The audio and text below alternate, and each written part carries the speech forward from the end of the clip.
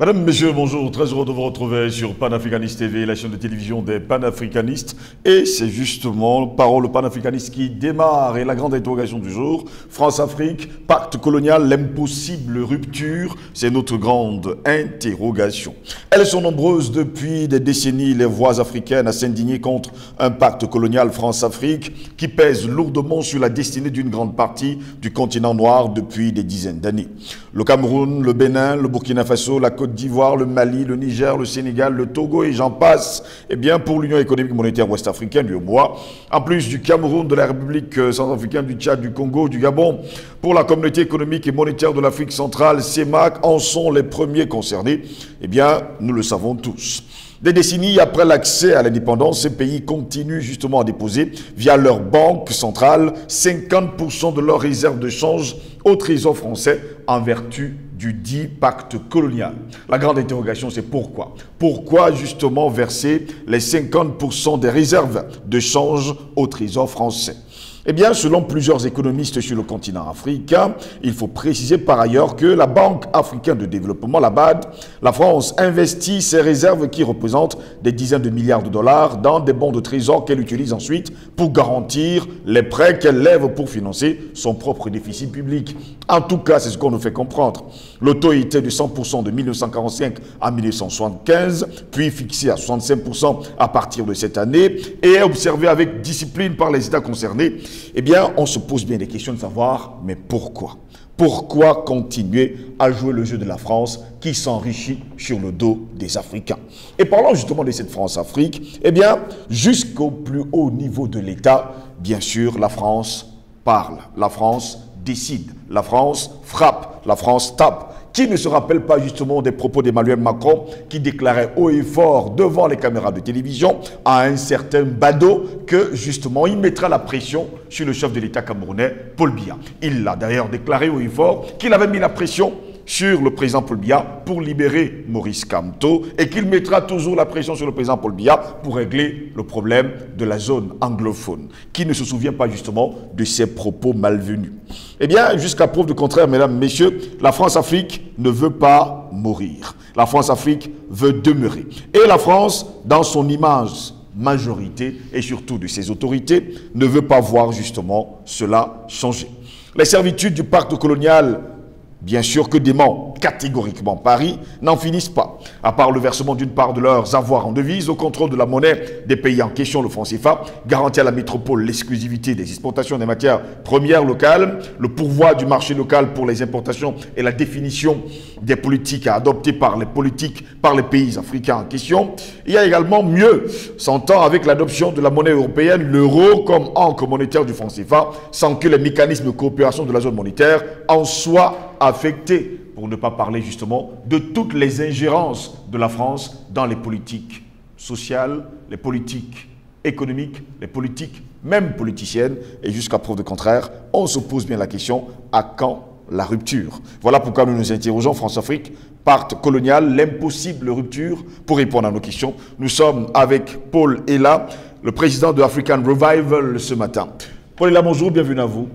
Bonjour Steve, je te retrouve et c'est un plaisir comme d'habitude et c'est un plaisir également de retrouver tes millions de téléspectateurs, toujours plus nombreux chaque jour, pour comme ça essayer de contribuer à ma modeste manière à éclairer les lanternes des Africains et des populations qui sont assoiffées de connaissances non biaisées en dehors des médias mainstream qui nous servent depuis beaucoup trop longtemps maintenant la propagande mensongère qui nous détourne de la vérité. Et grâce à un média et à des médias comme Panafricaniste TV, on peut entendre et donner un autre son de cloche que celui de la version officielle de ceux qui contribuent malheureusement à endormir les esprits. Merci à vous, Paul Ella, d'être avec nous ce matin. Jusqu'à preuve de contraire, les Africains s'interrogent. La France-Afrique ne veut pas mourir. La France-Afrique ne veut pas mourir parce que la France-Afrique est l'expression même de la face hideuse de l'impérialisme français en Afrique depuis de façon séculaire. Et faire mourir la France-Afrique, c'est faire mourir la France, tout simplement. Parce que le mécanisme de la France-Afrique, qui a été initié par Foccart, qui était le bras séculier de M. de Gaulle dans les années 40, à partir des années 40 avec déjà la création du franc CFA, en 1945 précisément, un certain 26 décembre. Et cette France-Afrique, cette nébuleuse-là, qui consiste justement à spolier les richesses de l'Afrique, à phagocyter la souveraineté de l'Afrique par des relais intérieurs. Cette France-Afrique a pris, on va dire, ces lettres de noblesse qui, en réalité, n'ont rien de noble, mais en tout cas, cette France-Afrique s'est installée, s'est instaurée, a pris de l'ampleur, de l'envergure, avec justement un certain Focard qui a travaillé dans l'ombre de façon très efficace dans le sens des intérêts de la France et au détriment des Africains pour faire régner l'hégémonie française par tous les moyens. Et donc, jusqu'aujourd'hui, la France ne peut pas se défaire de cette France-Afrique, n'en déplaise aux annonces de communication, mais ô combien vaseuses des différents chefs d'État africains, depuis au moins Sarkozy, en passant par Hollande, et y compris le président actuel Emmanuel Macron, qui nous font lorgner l'illusion selon laquelle la France n'était plus dans les schémas éculés justement de la France-Afrique, alors qu'il n'en est rien. Mais si la France arrête de spolier l'Afrique par le mécanisme nébuleux de la France-Afrique, mais la France n'existe plus. Parce que, voyez-vous, la France est le seul pays au monde, l'ancien pays colonisateur au monde, qui a gardé une relation de maître-esclave avec ses anciennes colonies. C'est le seul pays. Qu'est-ce que la France produit? L'appareil productif de la France est malade et en berne depuis longtemps.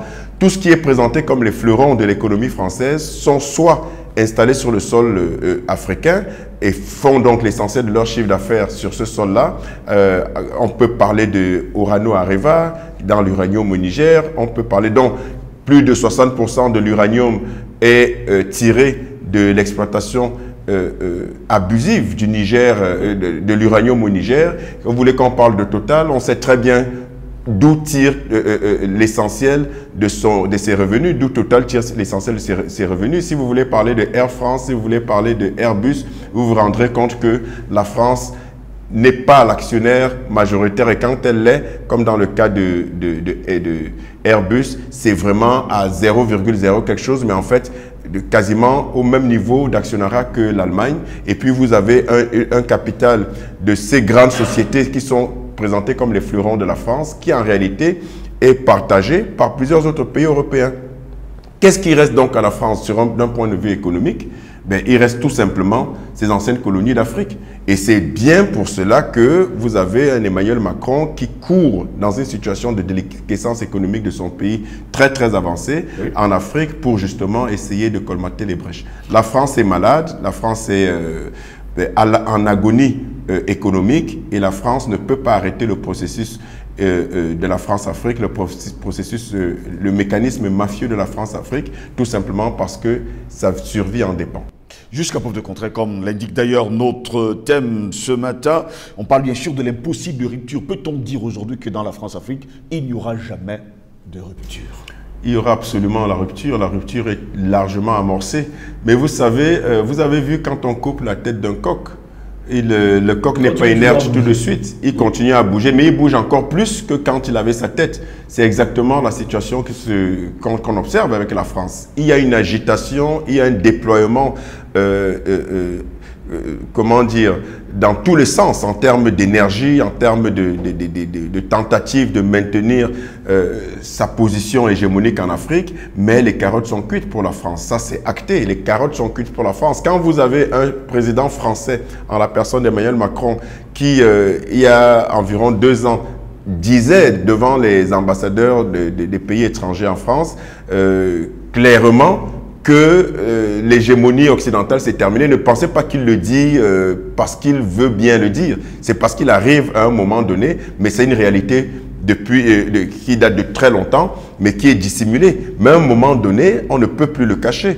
La France est dans une situation économique extrêmement grave, extrêmement tendue. C'est 6% d'inflation, pendant que les critères de convergence de Maastricht dans la zone euro demandent de ne pas passer au-delà de 3% du PIB en termes d'inflation. C'est 120% du PIB en termes d'endettement, oui, du fait des déficits structurels budgétaires de la France depuis des décennies, et c'est largement au-delà des 60% de PIB en termes de plafond que les critères de convergence de Maastricht imposent. C'est donc une France malade, et la zone euro à elle seule, de façon globale, est à 8% du PIB en termes d'inflation, encore très largement au-delà des plafonds exigés.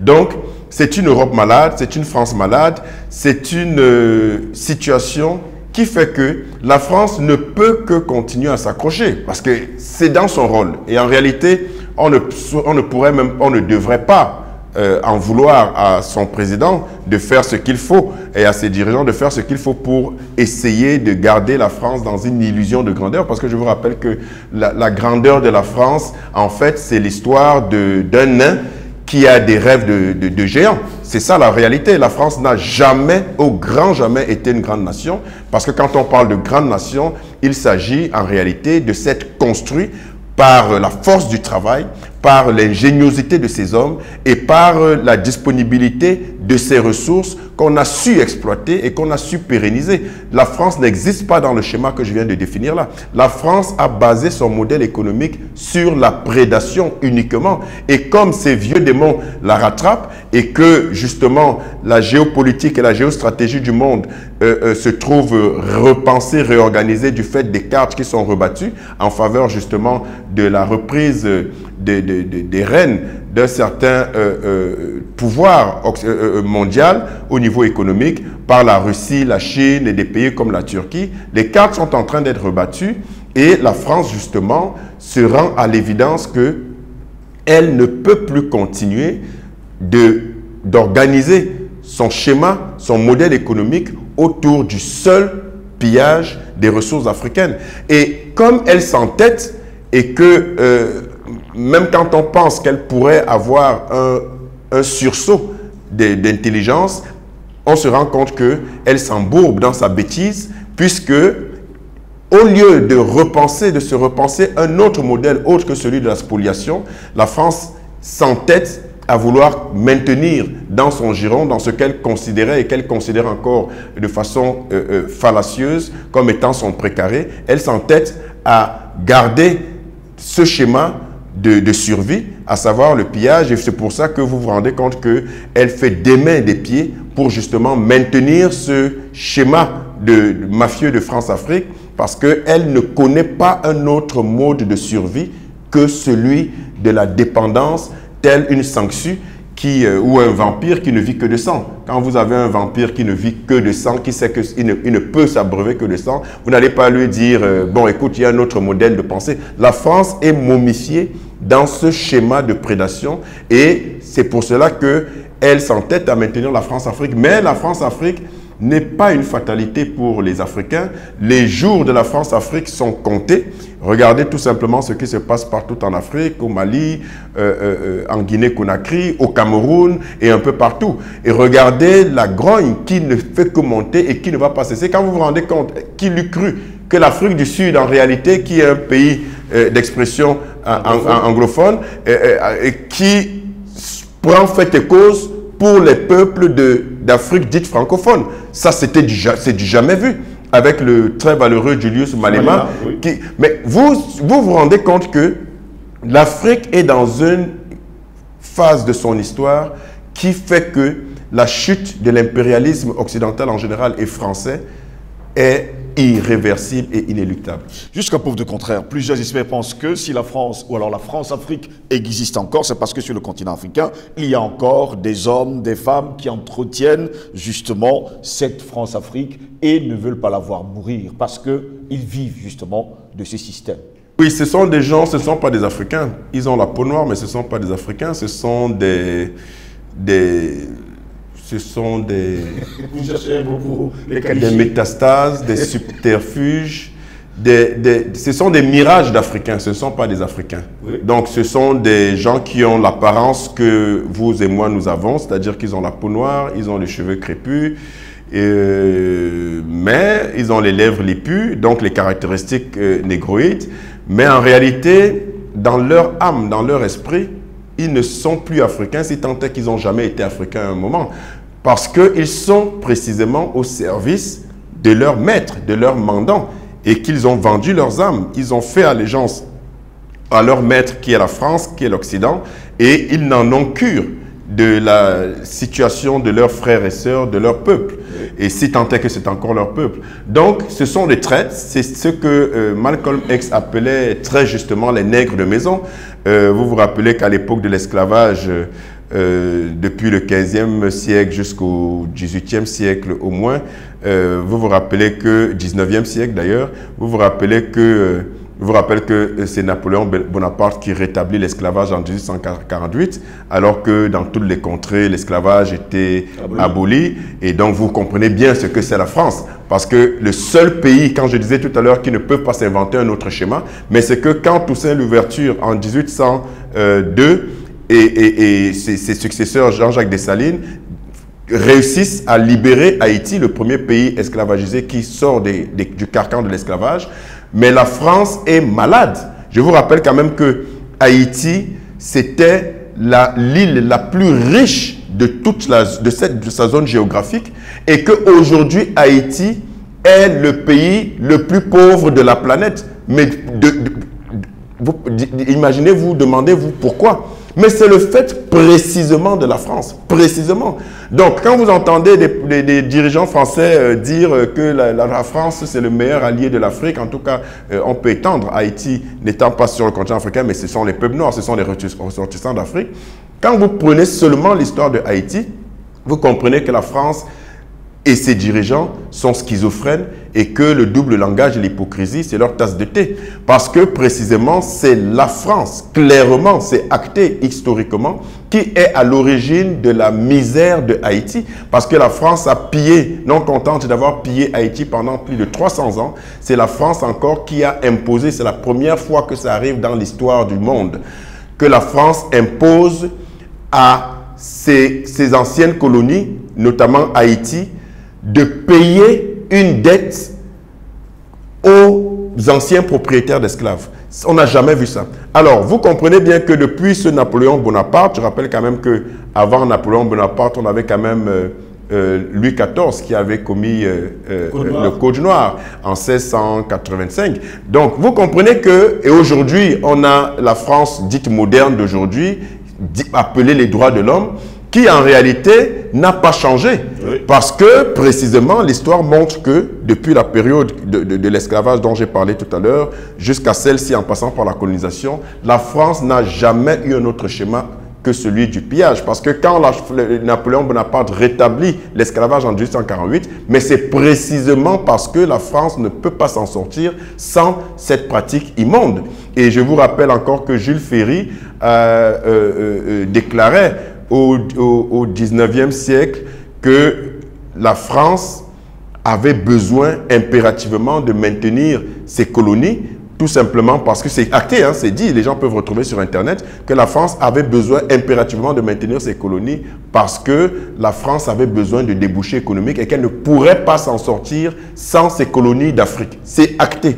Avec son copain Victor Schœlcher et Victor Hugo, qui justement disaient qu'il faut s'emparer des terres africaines pour justement permettre à la France d'exister. On est au 19e siècle. Aujourd'hui, c'est encore vrai. Et évidemment que vous avez des relais de l'intérieur qui n'ont aucune vision pour leur continent, qui ne se sentent pas africains parce que précisément, ils ont vendu leurs âmes et ils sont au service de la France et de l'Occident, et ils ne pensent pas à leur peuple, ils pensent à leur petite personne, à leur petit confort. Ça a toujours été comme ça. Ce sont les esclaves de maison, les nègres de maison, qui ont la proximité avec le maître et qui s'en réjouissent, pendant que les nègres des champs, eux, ils travaillent d'arrache-pied à leur liberté. Pendant ce temps, la France-Afrique sur le continent africain, c'est aussi les crimes, les assassinats, les coups d'État, la servitude monétaire, et j'en passe. Il n'y a que ça, il n'y a que ça. Alors, quand vous voulez piller, quand vous avez pour seul modèle économique le pillage, la spoliation, ça doit s'accompagner d'un certain nombre de méthodes, évidemment. Le voleur n'arrive pas dans une maison en sifflotant les mains dans les poches. Il va être arrêté, il va être peut-être même assassiné.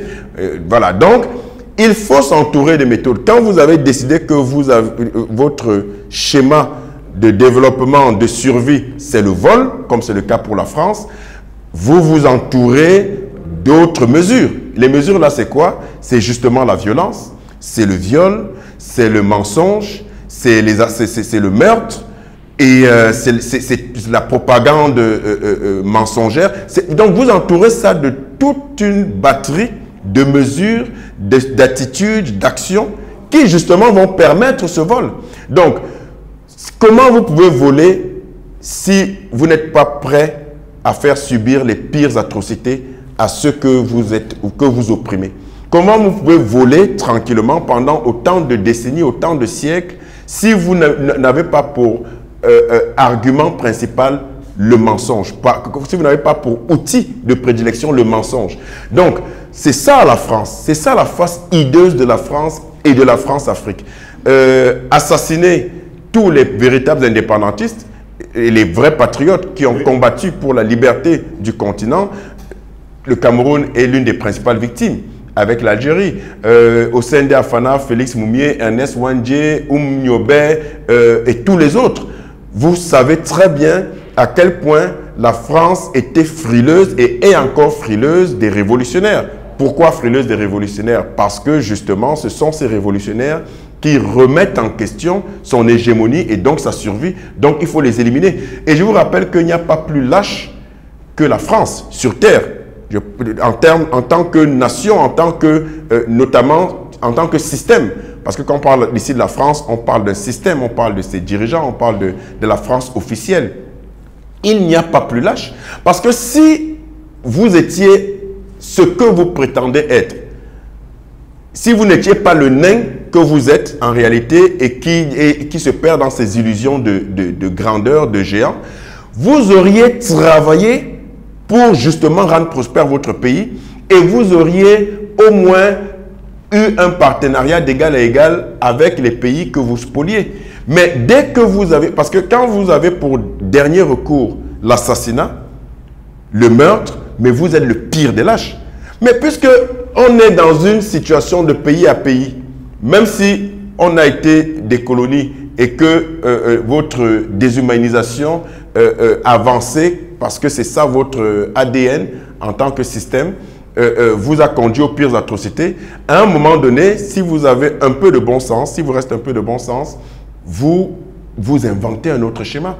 Mais quand vous restez dans le schéma où il n'y a que le pillage, le meurtre, les assassinats, le vol, la violence, mais c'est que vous êtes le pire des lâches parce que vous n'arrivez pas à faire travailler vos ménages pour vous créer un autre système, un autre schéma. La France est,